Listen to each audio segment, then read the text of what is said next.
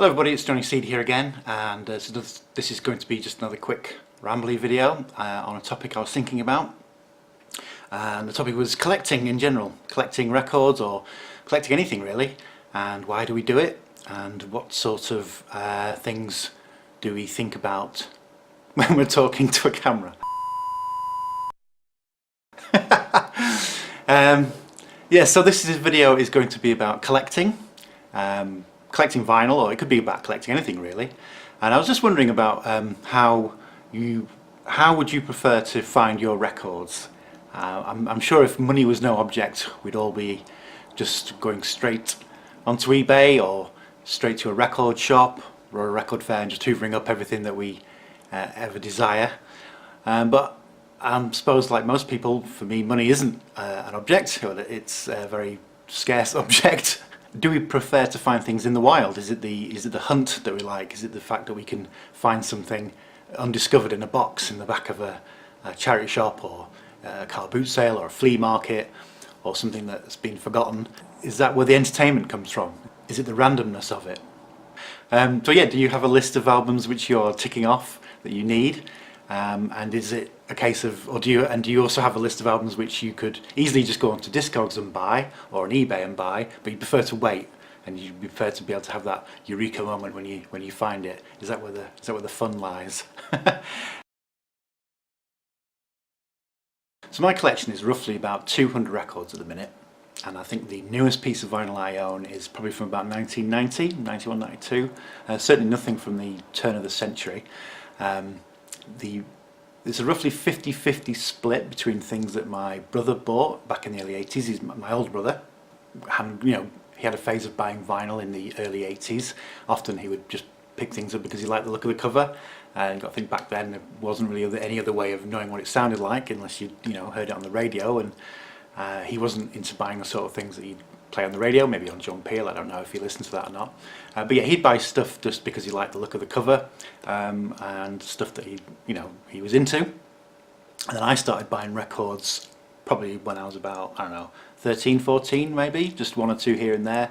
I think I've said this before, I was mostly into the tapes, but then when CDs came out, I remember my brother was an early adopter, as it were.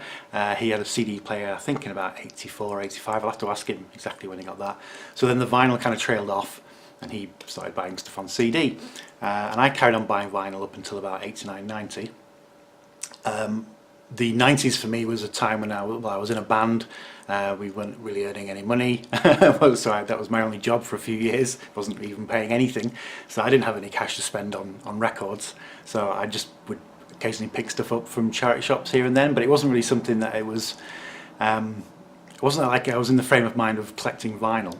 It was just like, oh, I've not heard this, and here it is on vinyl, I'll pick it up.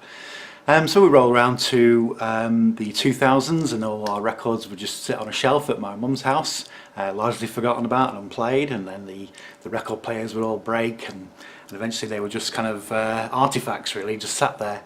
And then downloads came in and it was all digital, and most of my music was on my computer or my iPod, and I still had a large box of CDs and tapes still because I didn't want to get rid of them.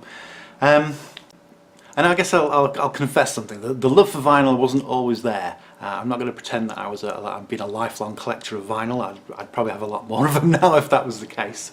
I suppose the reason why is if you've moved house as many times as I have, then you'll realise the benefits of maintaining a small amount of stuff. When you're lugging boxes and boxes of books and records and stuff around and crisscrossing the country, you soon realise that these things are, well, I don't know how to say it. I don't want to say the word burden, but do you know what I mean? They just kind of like get in the way a little bit. And so the reason why I got back into vinyl, what kick-started it, was actually in an attempt to sell some of them off. Like I say, most of them are my brother's, and he was like, look, John, I don't want these anymore. If you can get rid of them, we'll split the cash. So I took them off his hands, and I invested in a very cheap second-hand record player just to test them, because I didn't want to sell anything on eBay that was scratched. And I started listing them, and I sold a handful, and in the process of handling them again and playing them again and put them in, you know, putting them back on a record player. I do remember the first time I bought the record player and I put it on, set it up, and switched it on, and there was that thunk of the speakers kicking in and the amp firing up, and then playing them again, and it all that started it really. That was the gateway, and after that it was like, I actually quite like listening to these records now.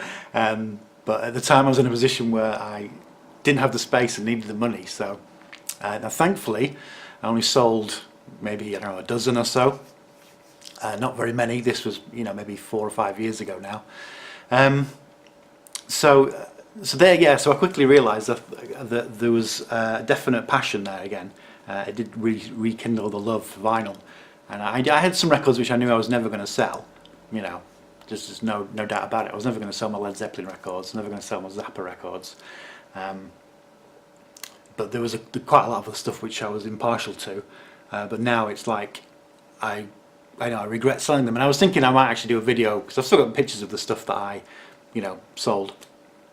So I might do a video of like stuff that I wish I hadn't got rid of. So that's what it's been like. And since then, I've then got back into it, and I realised how much enjoyment I just get out of, you know, having a physical object. This is something we've lost. I think with everything going digital, same with books, same with films, and you know, I don't think they'll ever go away. I don't think it's going to be a forgotten thing, you know, to have physical media. So yes, that's where I'm up to. So as we go on in the future, I'll be showing more of these records, and so now you know there's going to be some of them which my brother bought and some which I bought. So they're very different musical tastes in some way. There's a bit of overlap, but it certainly makes for an interesting collection, which hopefully I can share with you in forthcoming videos. Okay, right. Thank you very much. I'll see you next time.